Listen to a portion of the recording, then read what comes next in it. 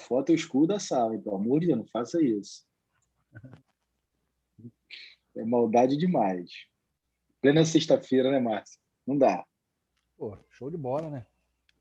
É o dia. Com, Sexta-feira. com certeza. E não faltam motivos para a gente comemorar, né, Márcio? Ah, desculpa, não, para você não. Eu tenho sempre motivo para comemorar, professor. Tranquilo. Bem pra caramba, a saúde tá boa. Família tá linda. É No isso aí, meu mesmo amigo. motivo, não tá, o sol não tá brilhando, mas a noite está agradável, apesar da chuva. Isso aí, meu irmão. Bom, vamos lá, meus amigos. Vamos começar então o nosso programa de processo do trabalho. Nesse primeiro momento, vamos falar da teoria geral do processo do trabalho. A gente tem aí, doutrinariamente, duas correntes que falam sobre o que é o processo do trabalho aqui no Brasil. Temos a chamada corrente de posição monista e a corrente chamada dualista. Aqueles que defendem a corrente monista entendem que o processo do trabalho ele pertence ao processo civil e acabaria sendo uma ramificação daquele direito processual civil com suas peculiaridades, aplicados, então, a essas relações tanto trabalhistas quanto empregatícias. A segunda corrente, chamada dualista, é a que hoje majora, obviamente, e que entende que o processo do trabalho ele é autônomo, ele não tem nenhuma dependência, nenhuma vinculação ao processo civil, e que ele possui, na verdade, uma seara própria de estudos, de pesquisa, de aplicabilidade, enfim, é a corrente hoje que predomina o nosso ordenamento jurídico e, acima de tudo, é a corrente que os nossos atuais doutrinadores entendem, dissociando ela completamente do direito processual civil. Então, nós podemos afirmar que o processo do trabalho ele traz para si essa, vamos dizer assim, essa autonomia. E autonomia essa que a gente pode mensurar não só apenas como uma autonomia relativa, como a gente está falando aqui do processo civil, e falamos por diversas oportunidades que o processo civil, ele, em alguns momentos, ele acaba sendo uma fonte suplementar e, em outros momentos, até uma fonte principal para a gente entender, para a gente praticar esse processo de trabalho. Mas, pela corrente doutrinária majoritária, a gente tem aí essa opinião dualista, onde o processo civil é uma coisa e o processo do trabalho outro, no que tange a questão da autonomia, principalmente. E nós temos autonomia. Primeiro, autonomia jurisdicional, que eu acho que é a mais importante. Nós temos hoje uma justiça especializada para processar e julgar as questões que envolvem relações de trabalho, emprego e ainda as indenizatórias. Então, temos lá a Justiça do Trabalho, que vamos ver mais à frente sobre a estrutura, mas nesse momento apenas de forma geral. Nós temos na Justiça Comum Estadual, por exemplo, várias cíveis, várias criminais, várias de família, mas não temos várias do trabalho. Por quê? Porque é uma justiça à parte. Então, o Poder Judiciário ele tem essa divisão da justiça especial, nesse caso, trabalhista, que é uma justiça tão somente onde aqueles juízes que prestam concurso público de provas e títulos, que são investidos pelo princípio da investidura na magistratura, eles são juízes com formação trabalhista, um concurso específico que vai testar conhecimentos, por exemplo, direito processual civil, trabalho, empresarial, tudo aquilo que é ligado à necessidade desta jurisdição própria, que é a jurisdição trabalhista, especializada, e que tem, em tese, juízes, desembargadores, ministros, no caso, do Tribunal Superior do Trabalho, que são dotados de experiência e qualificação necessárias para as questões que envolvem as relações de trabalho e de emprego em todo o nosso cenário nacional. Temos alguns dissídios coletivos também, né? Pode chamar assim, se a jurisdição é autônoma, várias ações específicas são de atribuição autônoma também da Justiça do Trabalho. Eu vou citar aqui os dissídios coletivos econômicos. E eu queria só fazer um parêntese rápido aqui. O que é um dissídio coletivo? Quem pode me responder?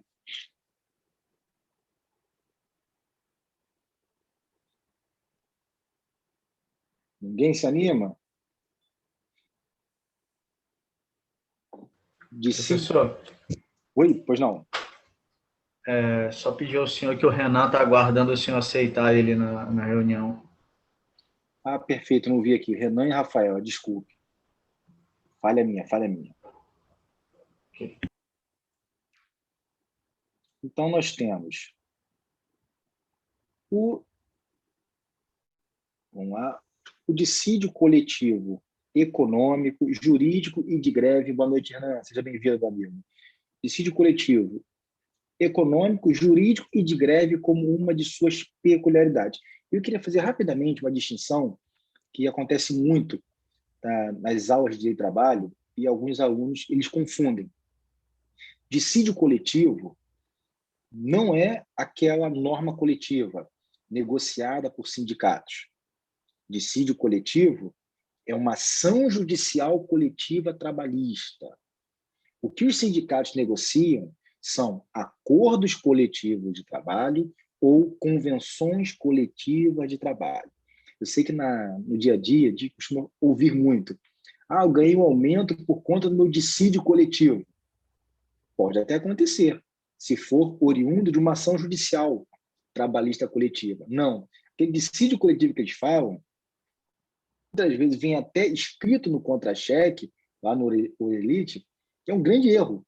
Aquilo ali é uma norma coletiva, que foi negociada pelo sindicato respectivo, que tem atribuição de representação daquela classe para com uma ou mais empresas, que é o caso do acordo coletivo de trabalho, ou quando a negociação é intersindical, sindicato de empresas com sindicato de empregados. Aí a convenção coletiva de trabalho. Então, dissídio coletivo, não confundam, não tem nada a ver com negociação do sindicato, com salário, com melhoria de condições de trabalho. Dissídio coletivo é uma ação judicial trabalhista que é proposta também por sindicatos. Na verdade, o dissídio coletivo, muitas vezes, ele acaba sendo algo posterior a uma tentativa de negociação por acordo ou convenção que se tornaram frustradas. E aí, faço só esse parênteses aqui, porque eu sei que alguns confundem. No dia a dia, muitas empresas cometem esse equívoco. Eu lembro que, alguns anos atrás, uma empresa que eu passei a advogar, e quando a gente começa a advogar uma empresa, a gente primeiro faz uma auditoria. E eu comecei a rever o departamento pessoal e o RH. E eu peguei os contra-cheques e alguns tinham lá diferença do dissídio coletivo. E eu questionei o chefe do RH. Qual foi a ação judicial que originou esse valor? Aí o chefe da não, Rodrigo, não houve ação judicial. Isso aí é negociação do sindicato. Então, por gentileza, vamos alterar o contra-cheque. Coloca lá diferença salarial ACT, ou seja, acordo coletivo de trabalho. Ou, no caso, era um acordo. Ou poderia ser uma diferença salarial CCT, Convenção Coletiva de Trabalho. Ele não gostou muito na época, mas ele assim o fez, porque tecnicamente é um erro gravíssimo. Assim como eu falei no início da aula, de chamar a Justiça do Trabalho de Ministério do Trabalho. Também é uma questão até cultural, quando a Justiça, então, pertencia ao Poder Executivo, e havia esse ato. Hoje não mais, então não vamos poder mais errar sobre esse assunto. E aí, então, temos a greve. Oi, Cristiano, o que mudaria? É questão técnica. Você não pode chamar de dissídio coletivo aquilo que é negociado entre sindicatos. Isso é técnica mesmo, é você falar errado. É a mesma coisa, por exemplo, no direito penal. Que você liga muitas vezes um telejornal, aí diz lá, a pessoa foi vítima de algum crime e foi na delegacia denunciar. Pô, aquilo dói o estômago, né? Você vai na delegacia noticiar um crime. Quem vai denunciar é o Ministério Público. Ou seja, claro que a denúncia, na nossa semântica da palavra, na língua portuguesa, tem o mesmo caráter de noticiar o crime. Mas, para o direito, tecnicamente, você não vai na delegacia denunciar nada, você vai noticiar. Quem vai denunciar ou não, de acordo com a conclusão do inquérito policial, é o Ministério Público, nosso parquê. Então, assim, é só questões técnicas que fazem toda a diferença em exame da OAB, em concurso público, enfim. E temos a Até porque greve. é informal, né? Oi, perdão. Até porque é informal a denúncia, né? Diferente perdão, a notícia crimes, né? Ela é informal, diferente da denúncia e da queixa, né? Aí já é formal. Na verdade, a notícia crime também pode ser formal. Já vou responder quem me perguntou aqui. Renan, já te respondo já. A notícia crime, ela pode, inclusive, ser protocolada na delegacia com petição. A gente chama do CESOP. Ou seja, você vai à delegacia, você quer protocolar a notícia crime? Você pode, você não precisa fazer. Ali, no caso, a notícia crime verbal, que, como você mencionou, pode ser informal, e aí o inspetor de polícia reduz a termo. Não, você pode fazer por petição. Um advogado ir lá e protocolar junto ao sistema lá da Polícia Civil aqui do Estado do Rio de Janeiro. Então, pode fazer assim. Deixa eu ver aqui. O Renan me perguntou qual seria o termo correto. Renan, dissídio coletivo é ação judicial. Acordo coletivo de trabalho é aquela negociação entre o sindicato, a sua categoria de profissionais, que te representa, com uma ou mais empresas. E convenção coletiva de trabalho é aquela... Deixa eu só desativar aqui rapidinho.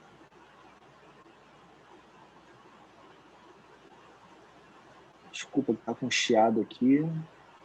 Será que é o meu aqui? Vou desligar aqui, peraí. Deixa eu ver.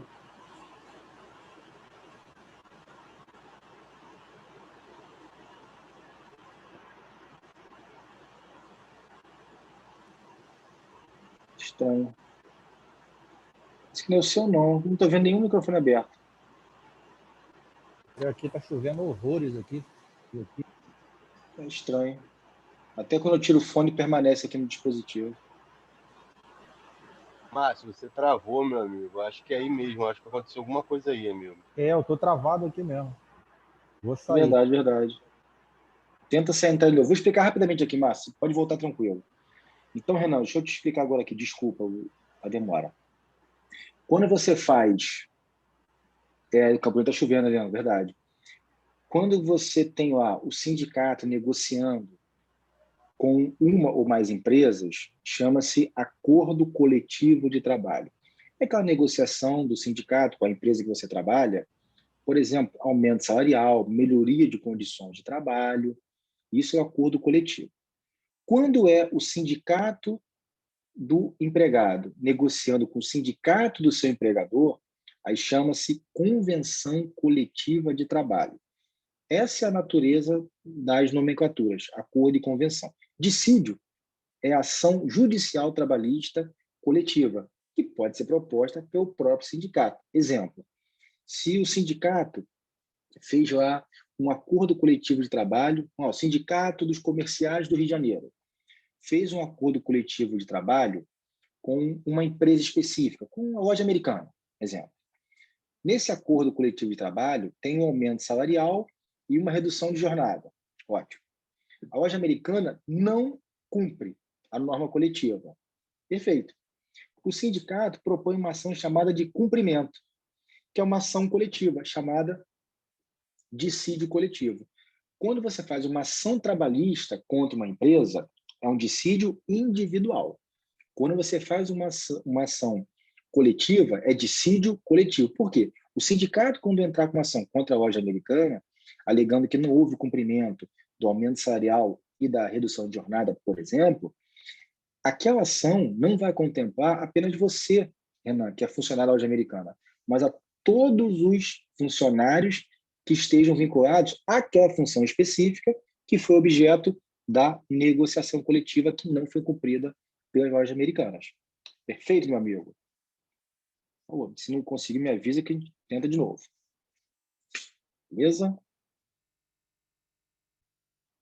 Show, Renan. Qualquer coisa me interrompe aqui, meu amigo. Por favor, desculpa a demora aqui. Bom, dando continuidade, então, temos a greve. A lei de greve. Vamos lá, Mara. Na verdade, Mara, o acordo coletivo e a convenção coletiva, quando eles são realizados e não cumpridos, o sindicato propõe o dissídio coletivo. Quando não se chega a nenhum acordo coletivo ou convenção coletiva, e aí chama de frustrada a negociação coletiva, aí o próprio sindicato pode ajuizar uma ação em prol daqueles seus representados. Mas também, então o Márcio está entrando aqui, deixa eu entrar rapidamente aqui, que ele estava para não perder a explicação. Bom, o Márcio entrou aqui. Então, Márcia, a Mara perguntou se o acordo coletivo e a convenção não funcionam, se poderá haver o dissídio. Pode sim. Mas antes do dissídio coletivo, da ação que o sindicato propõe, quanto à empresa que deixou de certa forma, cumprir, ou quando não houve êxito na negociação, vocês estudaram no semestre passado a Lei 7.783 de 89, que é a famosa lei de greve. A greve, por si só, isso aí, Cristiano, a greve é um exercício de autotutela como forma de resolução de conflitos. O que é autotutela? Eu vou punir a outra parte visando a chegar ao meu objetivo, que é a greve. É a sustação total ou parcial das atividades dos trabalhadores, visando a punir o empregador em prol de uma reivindicação coletiva. Ou seja, vamos paralisar para ver se o empregador ele se toca e concede aqueles direitos que a gente não conseguiu, talvez via acordo ou convenção coletiva. O sindicato não conseguiu. E a greve é um movimento coletivo, que é liderado por sindicatos e tem como natureza o quê? Somente ter a legalidade após a comprovação de que foram frustradas as tentativas de negociações coletivas. Não é isso? Lembram de greve? Vamos rapidamente aqui uma aulinha de direito do trabalho. E aí, a greve vem um outro fator interessante, que a gente vai ver mais à frente. O processo trabalhista, ele, assim como o processo civil, regra geral, ele é instaurado mediante a provocação do interessado. Então, teoricamente, aquele princípio da inércia é explicitado. O que é o princípio da inércia? O poder judiciário ele é inerte, ele fica parado, regra geral. Ele só atua mediante a provocação do interessado. Quem é interessado? O sindicato quer propor um dissídio coletivo e não da categoria. Isso é interesse. Você tem um empregado que entra com dissídio individual, uma ação trabalhista, uma reclamação trabalhista, por conta de uma rescisão não quitada. Perfeito. Mas no caso de greve, o que acontece? O próprio tribunal, dependendo da abrangência da greve, a greve é aqui no estado do Rio de Janeiro. Bom, nós temos aqui o tribunal. Oi, pois não? Não, desculpa. Ou seja, nós temos aqui no Rio de Janeiro o Tribunal Regional do Trabalho, primeira região. Por que o Rio é a primeira região? Porque com a criação da Justiça do Trabalho, aqui não era Rio de Janeiro, aqui era Estado da Guanabara, que era a capital federal. Por isso, até hoje, tem a nomenclatura primeira região. Então, o TRT, primeira região, verificando a greve em nível estadual, qual é a abrangência territorial do TRT, primeira região, Estado do Rio de Janeiro. Esse tribunal ele instaura de ofício o dissídio coletivo de greve.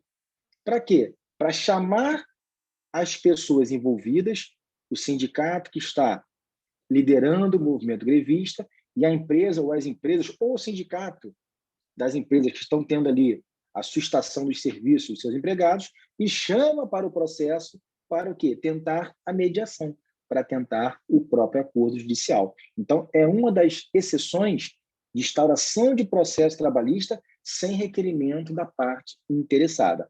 E se a greve for em âmbito nacional, a greve dos Correios, por exemplo, aí é o Tribunal Superior do Trabalho, lá em Brasília, que tem toda a abrangência nacional, é que instaura o processo e chama as partes para a negociação. Lembrando que compete aos tribunais a declaração ou não de legalidade ou ilegalidade da greve. Vocês viram lá na Lei 7.783 de 89, a lei de greve, que ela tem uma série de requisitos. Você não pode iniciar um movimento grevista sem antes tentar a negociação coletiva. Não teve negociação coletiva, se você iniciar um movimento grevista, a justiça receber esse dissídio, ela faz o quê? declara ilegal e manda retornar imediatamente, sob pena, inclusive, de multa diária aos sindicatos e até mesmo podendo resultar em justa causa dos trabalhadores quando tiverem ali os empregados mais de 30 dias sem prestar serviços, que seria o chamado abandono de emprego, justa causa, que tem previsão lá no artigo 482 da CLT. Então, a greve é vamos dizer assim, um dissídio coletivo peculiar da Justiça do Trabalho. Eu não quero nem adentrar aqui, mas apenas ressaltar que nós temos aí, claro, Robson, tranquilo, meu amigo, vá com Deus, até a próxima, forte abraço. E aí nós temos, obviamente, que citar a grande problemática que envolve servidores públicos no que tange ao direito à greve. Porque o direito à greve, vocês viram lá na nossa Constituição, é um direito a todos. Mas algumas categorias, principalmente os servidores públicos militares, Saúde. não tem esse direito consolidado. Inclusive, tem um grande problema. Não existe a lei de greve do servidor público. E aí existe o mandado de injunção, salvo me engano, 107 de 2007, mandado de injunção, que é aquele remédio constitucional, para você ir ao Supremo Tribunal Federal e tentar o quê? A aplicação, por analogia, de uma legislação quando o fato não tem uma legislação específica. E como o servidor público não tem uma lei específica de greve, aplica-se por analogia o quê? A lei de greve do setor privado. E aí tem toda uma sistemática, uma problemática sobre a questão da greve do servidor público.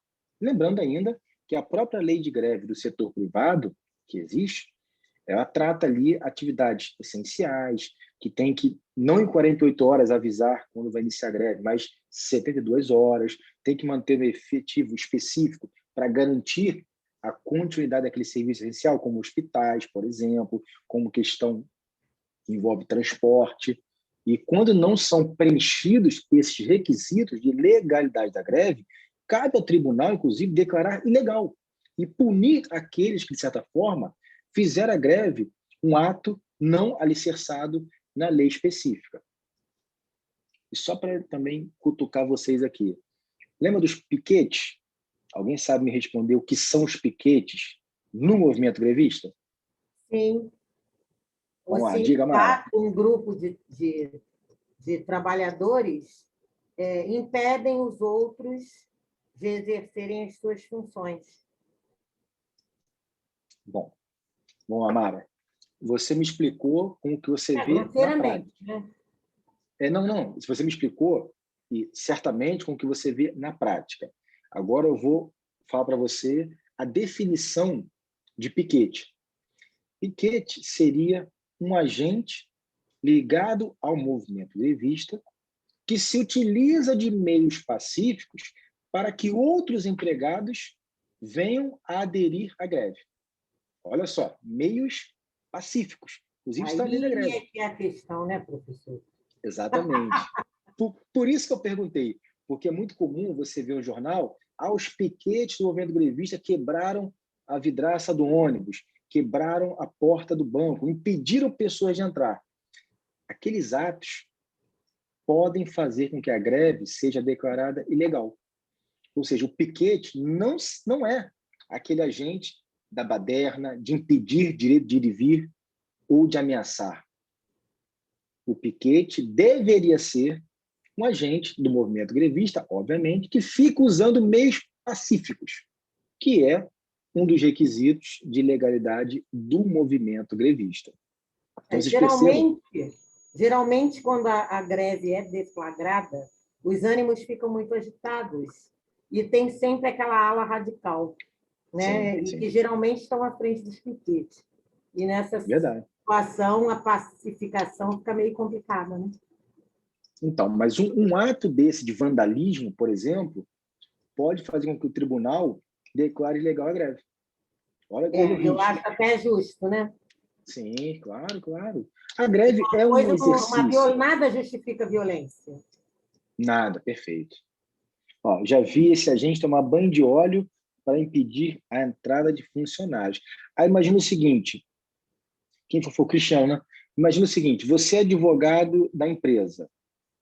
Você, então, o que você faz? Você registra isso tudo e leva perante o sindicato da empresa para a propositura de uma ação de dissídio coletivo no tribunal competente, estadual ou nacional, dependendo do caso da greve, e pede o quê? Que o tribunal declare ilegal a greve e determine a imediata condução dos funcionários aos seus respectivos trabalhos e obrigações, sob pena de desconto, justa causa.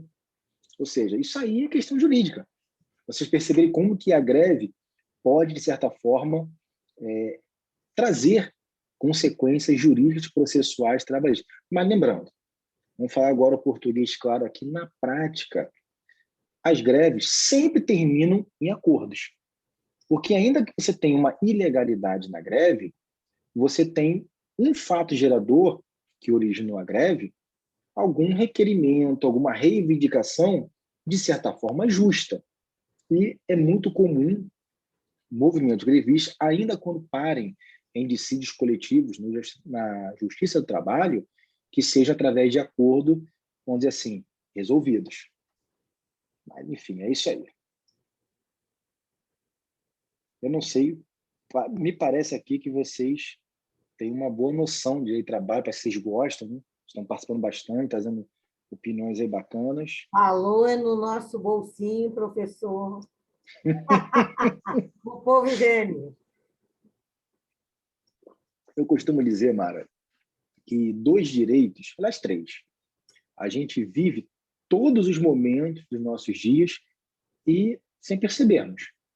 Primeiro, direito tributário, Sim. porque você consome, você percebe.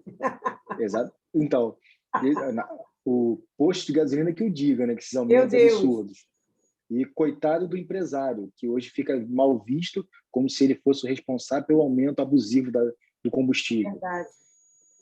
Aí nós temos o direito tributário, as obrigações tributárias principais, acessórias, os impostos diretos, indiretos.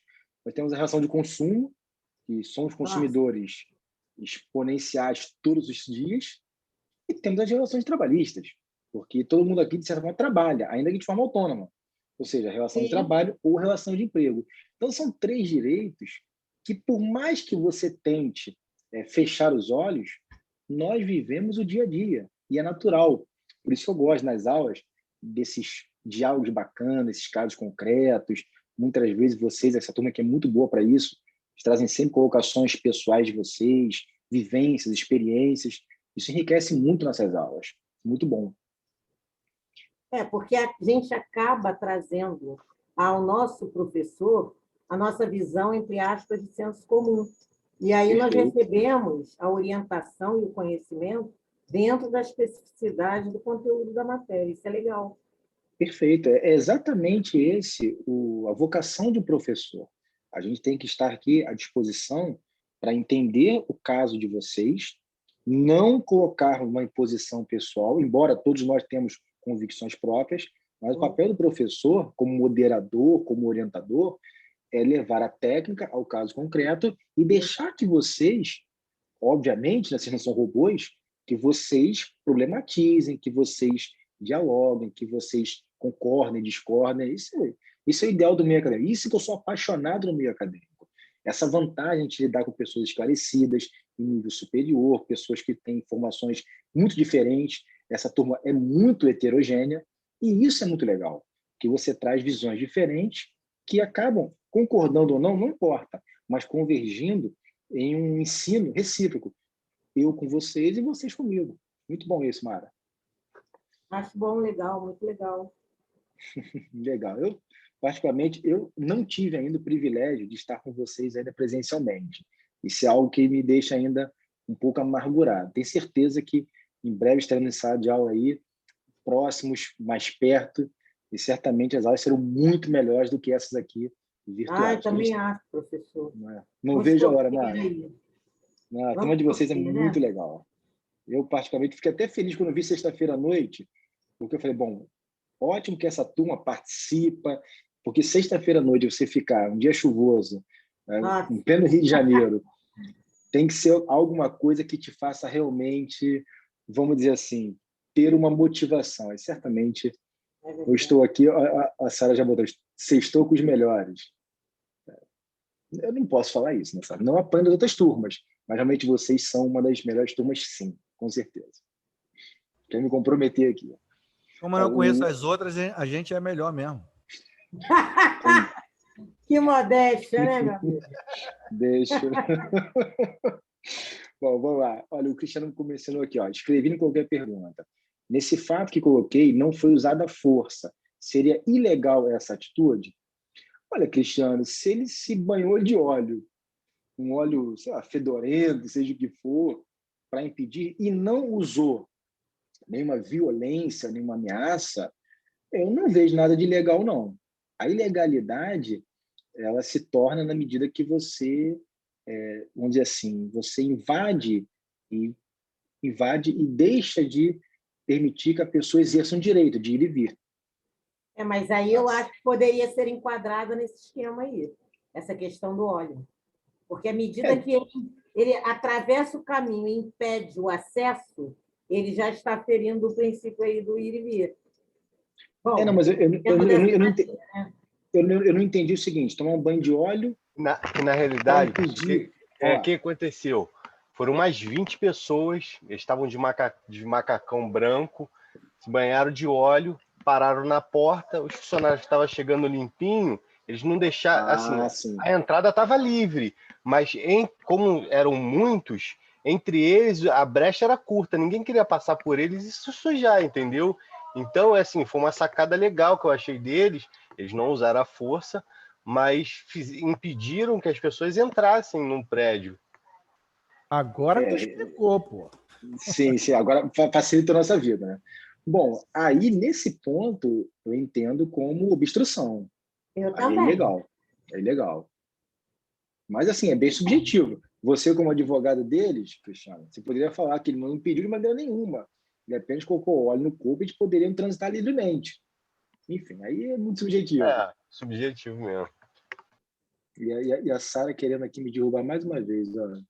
Isso que vocês não contam para ninguém, guarda segredo. Tenho certeza, mas é melhor evitar. Até porque, particularmente falando, eu agradeço muito porque eu tenho uma relação muito boa com as turmas aqui na faculdade. Boa mesmo. E com vocês é a única turma que eu não tive essa questão presencial. E isso me deixa ainda um pouco, vamos dizer assim, chateado. Mas em breve a gente vai estar junto aí. Vocês estão no 7º período. Até o 10º vou ter que me aturar muito ainda, se Deus quiser. A não ser que vocês me tirem. Fique tranquilo. Eu sempre peço para essa turma, pode ter certeza. Como eu pedi, falei, Bruno, aquela turma eu quero continuar, por favor. Fiz mesmo, tá? Não estou falando demagogia, não. Eles gostando ou não, não quero saber, eu quero continuar. Mais ou menos por aí, Mara. A gente gosta. Isso aí, Mara. Bom, vamos continuar aqui então. Temos a autonomia no que tange à legislação. Essa autonomia eu já relativizo. Como eu falei anteriormente aqui, não existe uma lei específica que traga a codificação do processo do trabalho. Então, nós temos uma lei processual, que é a própria CLT, que fala de direito material e processual, mas tem uma aplicação muito grande do Código de Processo Civil, como o atual artigo 15, que diz que o CPC é fonte suplementar do direito processual do trabalho e eleitoral, ou seja, então, essa autonomia no que tange à legislação processual, ela acaba sendo relativa.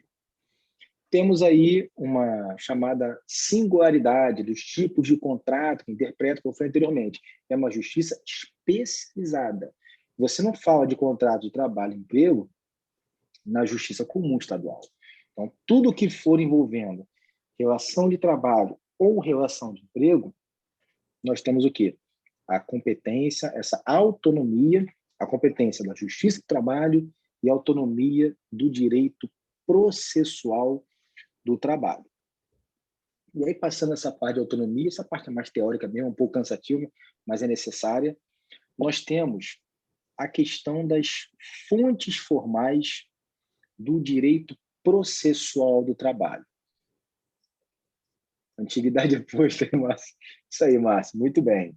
A experiência é o bem mais valioso que nós temos. Jamais subestime a experiência de alguém. Por mais que ela tenha todo o conhecimento teórico de pesquisa, mas a experiência de vida, essa não há preço que pague. E aí vamos falar sobre as fontes formais do processo do trabalho. Bom, fonte formal e a fonte material. Vamos falar das duas. O que são fontes materiais? As fontes materiais são aqueles fatores que originaram a criação de normas. Como assim? Qual foi um fator que criou a necessidade ou trouxe a necessidade de você, por exemplo, elaborar um projeto de lei? Vamos dar um exemplo aqui. Na seara do direito do trabalho, todo mundo já ouviu falar aqui nos livros de história, no nosso ensino médio, meu antigo segundo grau, né? Eu sou da época do segundo grau, no ensino médio, e nós tínhamos lá a Revolução Industrial, que um dos grandes fatores da Revolução Industrial, que sofreu críticas durante lá o século XVII na França, XVIII e toda a modernidade, foi de que se usava excessivamente a mão de obra, sem descanso. E com o maquinário, os trabalhadores passaram o quê? A trabalhar exaustivamente, não tendo muitos limites. Bom, se eu estou falando de uma empresa, de uma ou mais empresas que estão utilizando excessivamente a mão de obra em jornadas muito longas, eu estou falando de saúde do trabalhador, de fadiga daquele trabalhador que fica ali sendo obrigado a prestar serviços com forças superiores a que eles poderiam absorver. E aí vem o quê? A hora extraordinária, a questão do limite de jornada, saúde do trabalhador, o intervalo para o almoço, o intervalo para uma outra jornada se iniciar. Lembra disso? Intervalo intra-jornada, o de almoço, intervalo interjornada, que tem que ser do final de uma jornada para o início de outra. Olha, então qual foi o fator que inspirou a criação da hora extra?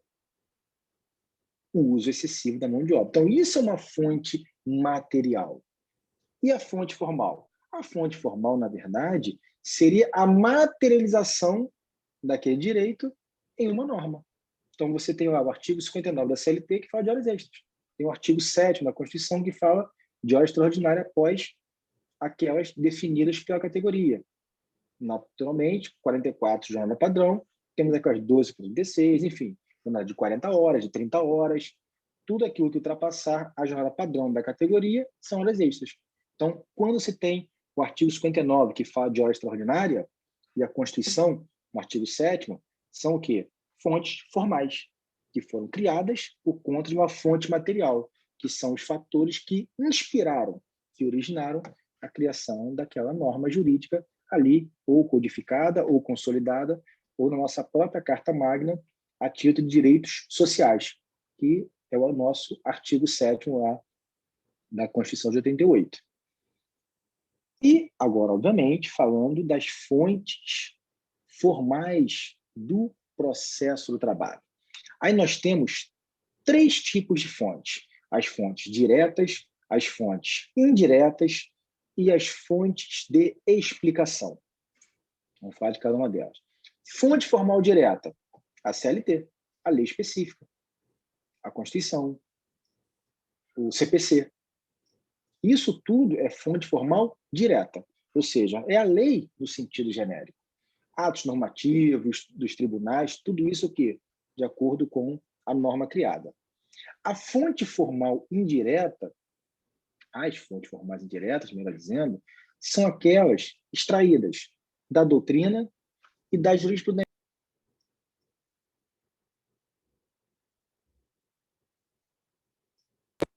Desculpa, a garganta já está ficando cansada essa hora. E aí, então, doutrina e jurisprudência são as fontes formais indiretas, incluindo-se súmulas. Por exemplo, vocês lá em Direito do Trabalho estudaram terceirização, não foi? Lembra de terceirização? Terceirização é aquela contratação de empresa interposta para prestar um serviço para a sua própria empresa. Ou seja, eu quero ter um serviço, mas não quero contratar um empregado. Eu não quero, de certa forma, assinar a carteira do empregado. O que eu faço? Eu contrato uma empresa que me fornece esse empregado e eu pago a essa empresa, via contrato civil, prestação de serviços. Essa empresa me fornece a mão de obra. Essa empresa que me fornece a mão de obra, ela tem um vínculo empregatício com esse funcionário que me entrega. Eu não tenho vínculo com ele. O meu vínculo é civil com a empresa prestadora de serviços. Eu sou o tomador de serviços. Vamos fazer um exemplo clássico aqui. Condomínio. Portaria do condomínio. O condomínio tem uma portaria, mas o síndico, ao invés de contratar diretamente administradora, porteiros, ou a própria administradora diretamente contratar porteiro com carteira assinada vinculado ao condomínio, o que ele faz? Contrata uma empresa especializada que fornece os porteiros. Terceirização. Se essa empresa que tem um vínculo com os porteiros e lhe presta serviço não pagar salários dos porteiros, eles vão, então, entrar com uma ação trabalhista contra quem? Contra a empresa que eles têm um vínculo ou contra você, que é o tomador de serviços? Eu acho que, os dois. Sim. Oi? Não, eu tinha a ideia de que, em princípio, eles deveriam entrar contra a empresa. Caso a empresa não se responsabilizasse por isso, eles chamariam o terceiro, que é, no caso, o condomínio, ao processo. Não? Então, Mara, nós vamos aprender isso no processo de trabalho, que, nesse caso, ele tem que ajuizar esse dissídio individual trabalhista, conhecido como reclamação trabalhista, em face dos dois. É o litisconsórcio passivo, onde figurará como primeira reclamada ou primeira ré a empresa que tem um vínculo empregatício, que é a empresa Portaria Limitada. E o condomínio será o segundo réu. E nos pedidos da petição inicial, você vai pedir a condenação dos dois réus, sendo o segundo condomínio na forma subsidiária. Entendi. Não chega a ser obrigatório, não. Ele é até facultativo, porque, no caso, você pode, se quiser, ajuizar uma ação somente contra a empresa que você tem um vínculo, a portaria limitada. O condomínio você pode não colocar, não ser obrigatório, não. Mas vamos lá, quando você entra contra os dois, você tem que deixar bem claro que o segundo réu condomínio é tomador de serviços e deverá ser condenado na forma subsidiária, conforme a súmula número 331 do Tribunal Superior do Trabalho. Essa súmula é uma fonte formal indireta. O que diz essa súmula? Que existe a responsabilidade do condomínio. Duas culpas. Culpa in elegendo, culpa de eleição, ou seja, não foi o condomínio que elegeu essa empresa, e a culpa em vigilando. O que seria a culpa em vigilando? O condomínio, assim que elegeu, assim que contratou, ele tem que fiscalizar, isso aí, Márcio, fiscalizar mensalmente se aquela empresa está adimplindo os salários, fundos de garantia, recolhimento de tributos, condições de trabalho, equipamentos de proteção individual. Isso aí também se aplica no âmbito do serviço público, né? Essas OS aí que estão aí. Só que tem um problema, Márcio. A interpretação hoje atual para a questão de contratação de mão de obra interposta por município, Estado e União não está aplicando mais a responsabilidade subsidiária no ente de direito público, o que é um absurdo. É um absurdo. Estão retirando a responsabilidade. Está terrível. Estado, município, União tem uma manobra jurídica aí em que o judiciário, tanto o Tribunal Superior do Trabalho quanto o próprio STF, já pacificaram. É um absurdo. Ou seja, a prefeitura do município, por exemplo, contrata uma empresa em caráter emergencial para gestão do hospital. Essa empresa recebe o repasse do município, recebe o repasse do governo federal de verbas carimbadas e não paga ninguém. Aqueles empregados entram com uma ação contra a empresa e contra, no caso, o ente de direito público e o contrator. Quando chega lá, na última instância, diz que não cabe considerar a responsabilidade do tomador de serviço enquanto for Estado, município ou União. Isso é um absurdo. É a Isso é lamentável. consagração da corrupção, né, professor? Exatamente, Mara. Oi, pois não. Eu não sei se talvez fuja um pouquinho da área trabalhista aí, mas essas OSs foram criadas, essas organizações sociais aí, foram criadas para gerir o nosso sistema de saúde aí, com a finalidade, né, de melhorar a gestão, de melhorar o atendimento. E o que a gente vê na prática é justamente o contrário. A gente vê diversas reportagens, uma atrás da outra, aí, de que nosso sistema de saúde, a população... Fora de escândalos, né? Pele, né? Essa situação ruim.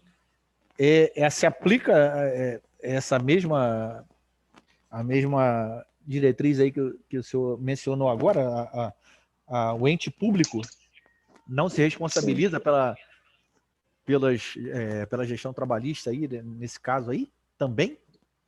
Infelizmente, sim, Márcio. Infelizmente, eu falo isso com... Eu fiquei pensando até em escrever alguma coisa sobre isso, porque eu acho o fim da picada essas organizações de saúde aí. Cara, eles já tem, eu já pesquisei alguma coisa na internet, né, falando, eu tenho uma crítica muito grande, por exemplo, ofendendo ao princípio do concurso público, né? Perfeito. Eu acho que ofende mais o princípio da investidura, isso aí. Exatamente. E artigo 37, inciso 1, não é isso, da Constituição? 37. 37, eu não sei qual é o inciso, não, fala da administração pública na Constituição. Isso.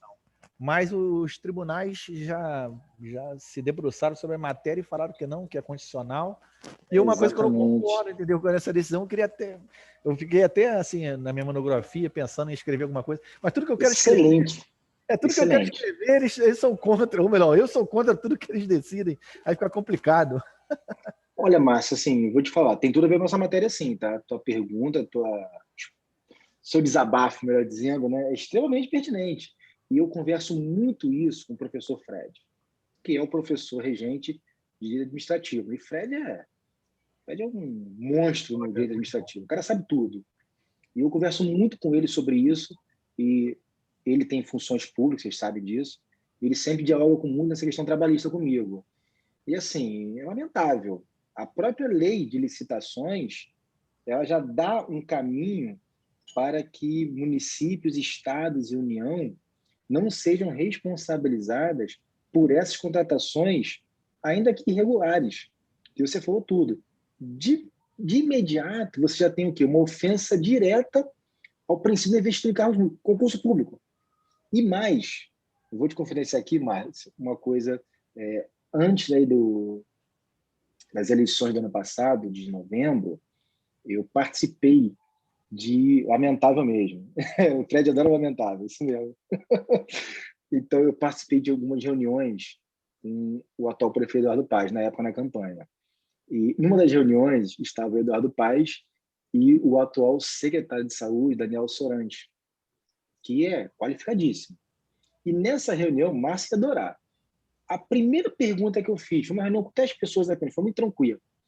Eu falei, olha, ao Eduardo Paes estendida ao Daniel Sorante, na época, então, já eventual futuro secretário de Saúde.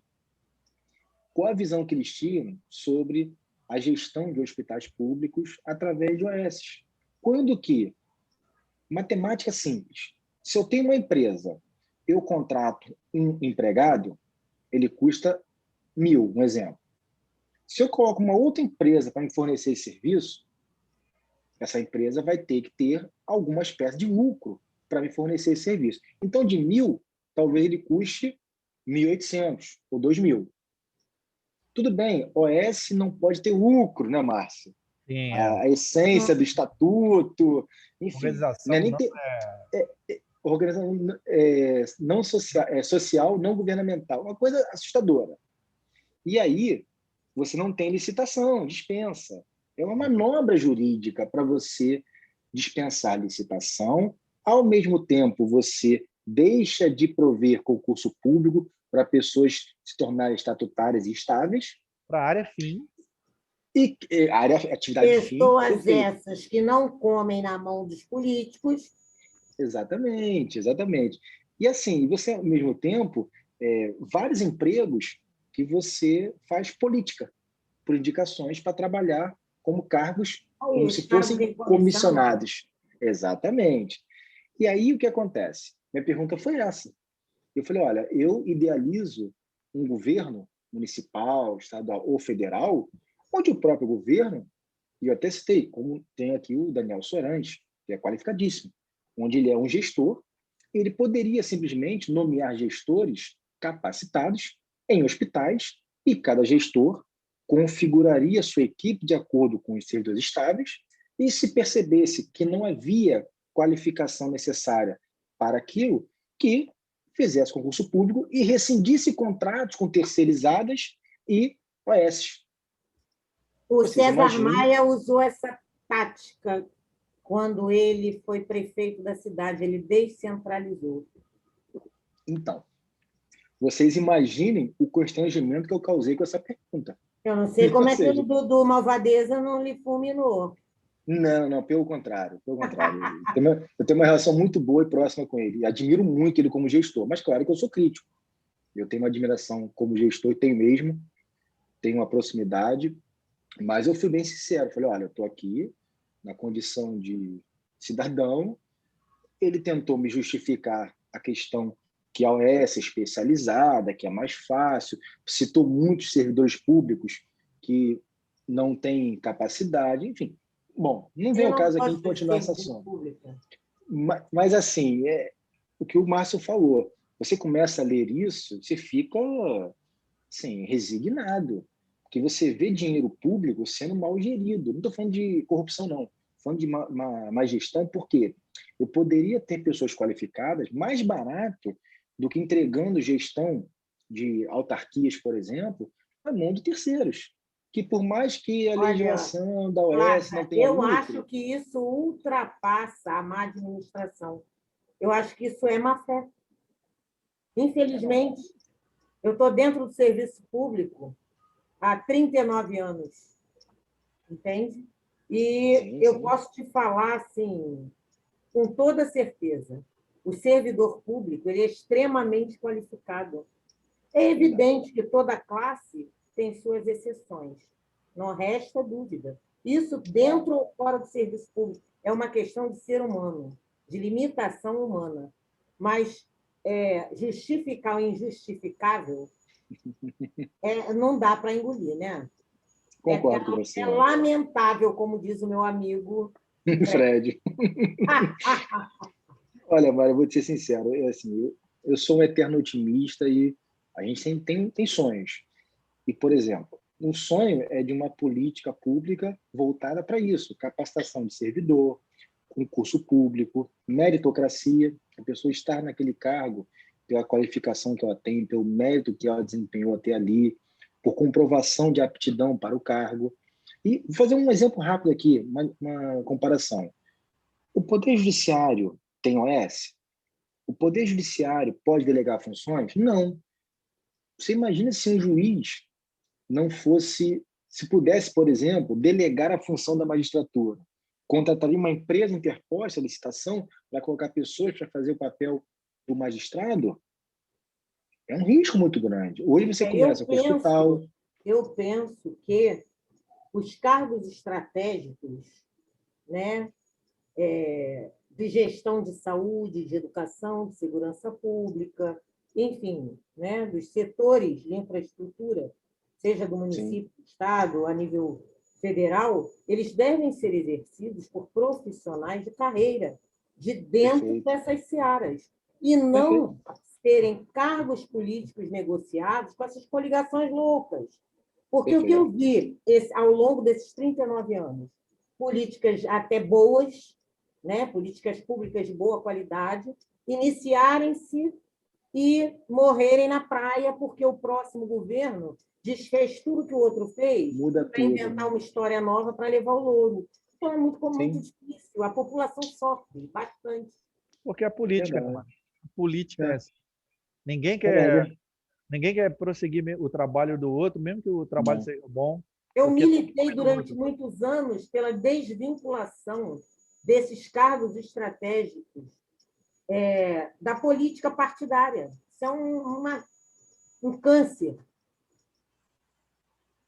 Verdade, verdade.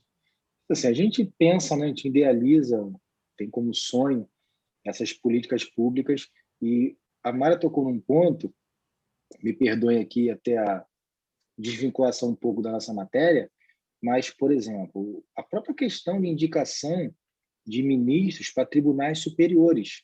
Talvez, se fosse de carreiras, não teríamos aí tantas polêmicas nesses julgados mais recentes, onde você percebe nitidamente que a composição de tribunais superiores, como o STJ, o TST e o próprio STF, são oriundas de indicação do Poder Executivo Federal. E aí você me pergunta, por mais que a pessoa tenha essa autonomia enquanto profissional, mas o fato de ter sido indicado, o fato de ter chegado até ali por indicação de alguém que está no Poder Executivo, será que isso não compromete uma imparcialidade? Será que isso não traz dentro de si uma ideologia político-partidária que compromete aí o nosso guardião da Constituição? É o meu temor hoje. Eu vejo o STF e vejo com muita tristeza.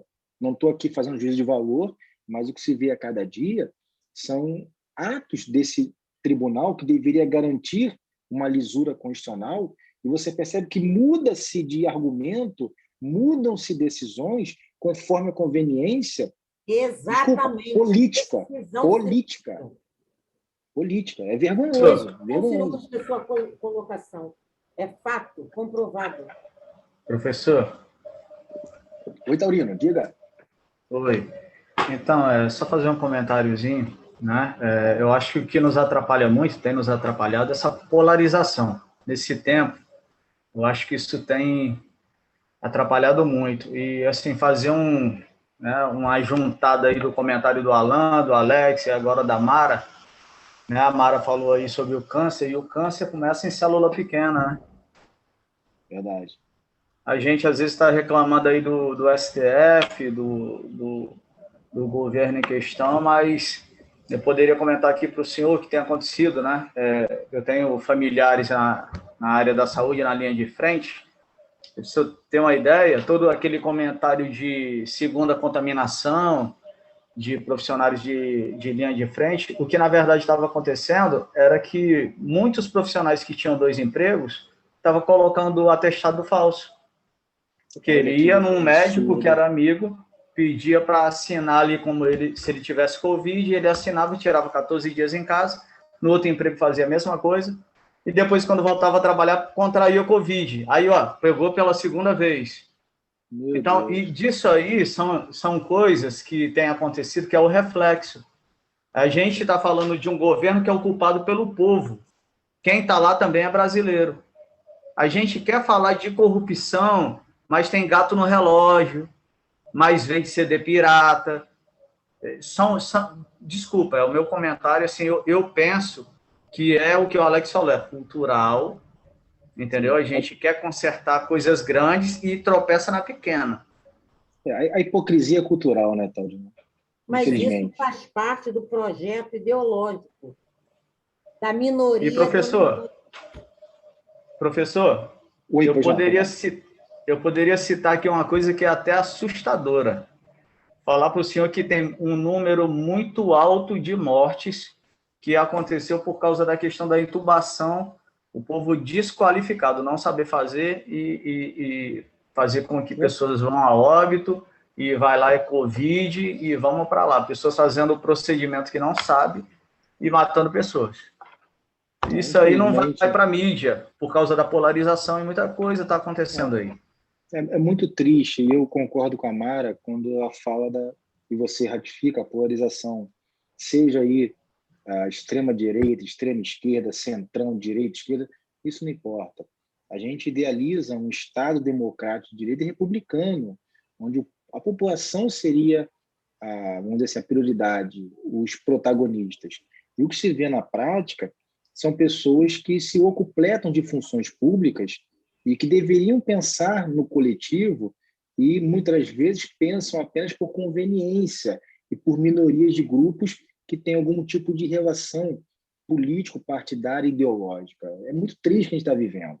Mas a gente está aqui, concordo com você, Taurino, cabe a todos nós fazermos a nossa parte e que tudo aquilo que a gente venha fazer em prol da coletividade e sem essas hipocrisias de apontar o erro dos outros, quando a gente faz coisa tão igual, independente da medida, se é grande ou pequena, não importa. A corrupção existe independentemente de R$1 ou R$1 bilhão. Acho que cabe a gente mostrar que temos solução. Mas é difícil, é difícil.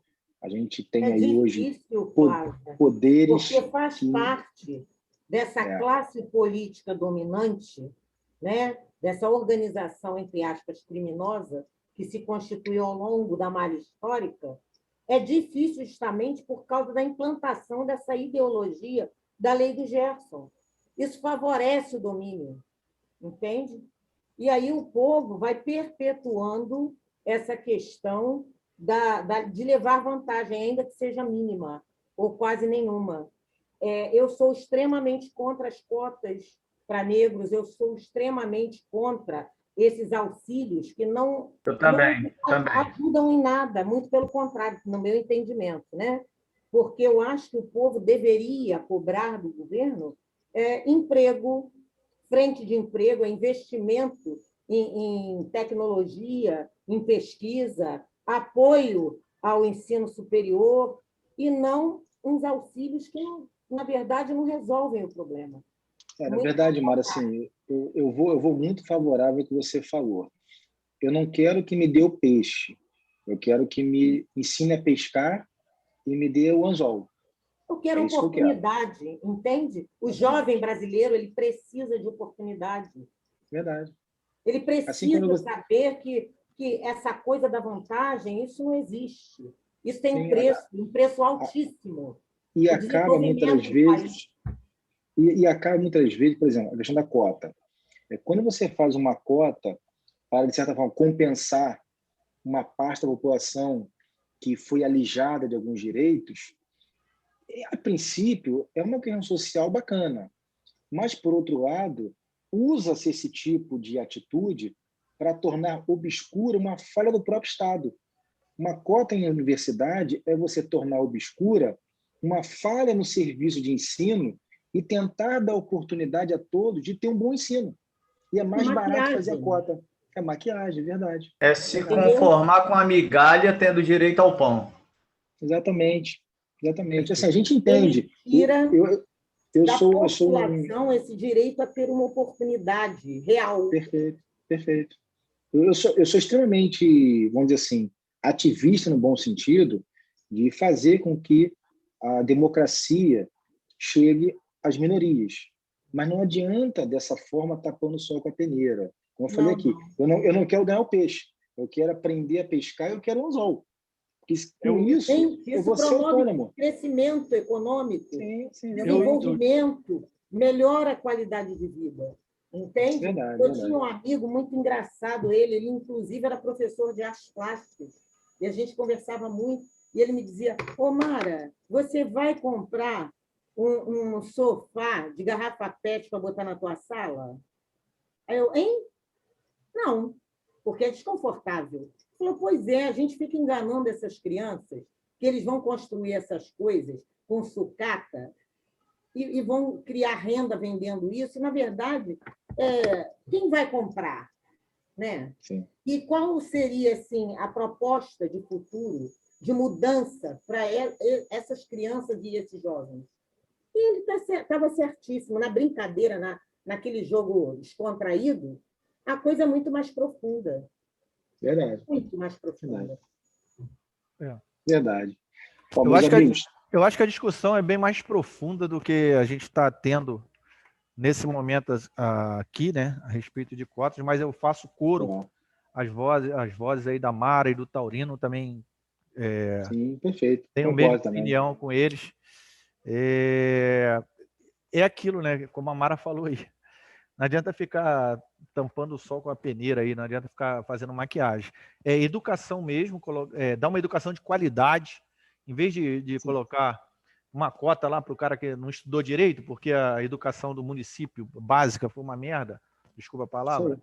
mas Perfeito, o Estado perfeito. também foi outra coisa ruim, e aí chega lá, não, então você vai fazer aqui menos aqui que os outros aí, pode deixar aqui que você vai entrar na faculdade. O ideal, né, o que a gente Verdade. sonha para o Brasil, que alguém olhe por nós aí um dia, algum político aí, porra, um cara aí com bastante, como é que fala, né, uma pessoa que atraia os olhares das outras aí, esqueci o nome agora da palavra, que seja uma pessoa que tenha bastante influência, que olhe pela gente aí e faça uma política que realmente pense, né, no Brasil do futuro. Porque o Brasil tem que deixar de ser agrícola, cara. O Brasil tem que parar de ficar exportando grãos, cara. O Brasil tem que ter tecnologia. Né? Tecnologia, os maiores salários estão na área tecnológica. Né, eu acho até que ele nem precisa deixar de ser agrícola. Não é isso, não precisa. É fortíssima de um país não que tem mais de 8 milhões e 511 mil quilômetros quadrados de extensão. Mas ele precisa investir na industrialização, né? Sim, ele precisa investir em tecnologia, a realidade líquida está aí. É isso aí, perfeito. Márcio, eles nem têm deixado os nossos gênios aqui. Tem gênio brasileiro dentro da NASA. Vai tudo para fora. Nos filmes, né, que tem aí grandes efeitos especiais, os brasileiros estão envolvidos, eles levam tudo daqui. Verdade. Eles deixam aqui a mentalidade de índio ainda. Infelizmente, para que seja os recursos extraídos e a gente fique aí torcendo pelo Flamengo, calçando Nike, usando bandana americana. Infelizmente é isso. Teve um programa financiado pelo governo federal, Taurino, que pagava os estudos dos melhores. Eu não sei qual é o processo que eles utilizavam exatamente para selecionar as pessoas que iam estudar lá fora. A pessoa estudar lá altas tecnologias, vários campos da ciência. E tinha uma cláusulazinha, né, de que o cara, depois de formado, tinha que voltar para o Brasil e passar um determinado tempo no Brasil, obviamente, para poder o quê? Multiplicar aquele conhecimento e trazer aquele conhecimento aqui e retornar para o Brasil. Sabe o que os caras faziam, cara? Ficava para lá, depois terminava. Meu. Ia estudar no Canadá, ia estudar lá na Inglaterra, ia estudar nos Estados Unidos, e voltava. Verdade. Você acha que lá, cara, se ele tiver a possibilidade de entrar ali para o Vale do Silício, aonde tem ali o núcleo, ele vai vir fazer o que no Brasil? Com essa cultura atrasada, em que o povo está no meio da pandemia brigando para ter carnaval. É complicado mesmo, complicado. Mas, meus amigos, vamos lá. Faço avançar da hora aqui, tá muito bom o papo. Olha, realmente, eu gosto dessa turma. A gente fala do tema do nosso conteúdo, esgotamos aí o que eu tinha planejado, falamos de questões, que tudo que vocês falaram aqui acaba repercutindo nas questões trabalhistas. Essa questão do intercâmbio com retorno ao Brasil para propagar, né, a tecnologia, isso é muito legal. Isso vai de incentivo, estímulo aos profissionais se qualificarem, lidar com novas tecnologias, crescimento industrial, crescimento de oferta de empregos, muito legal. Mas, meus amigos, eu preciso me despedir de vocês, são quase 10 horas, ficando aqui muito feliz em revê-los. Na próxima semana, vamos falar sobre os princípios que norteiam o direito processual e também o trabalhista, mas a aula de hoje foi bem produtiva, muito mais do que eu imaginava. Parabéns a vocês, sempre uma grata surpresa, estava com saudade dessas aulas já, e certamente vamos ter um semestre muito proveitoso, tá bom? Valeu, bom já me avisaram aqui, que é a melhor turma, não tem jeito. Pessoal, um beijão no coração de todos, fiquem com Deus, um bom final de semana, se cuidem e até semana que vem. E saudações rubro-negras. Tchau, tchau. Tchau, tchau.